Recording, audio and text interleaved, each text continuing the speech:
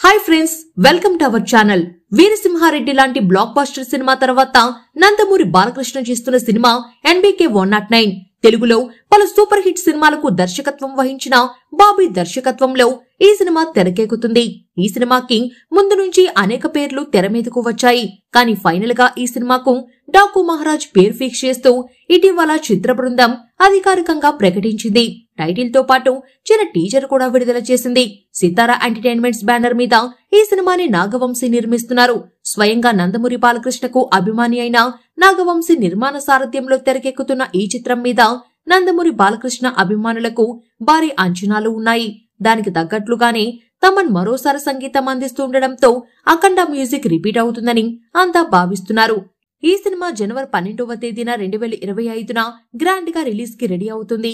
బాలయ్య పాత్రను రవితేజ తన voice over తో పరిచయం చేయబోతున్నారట.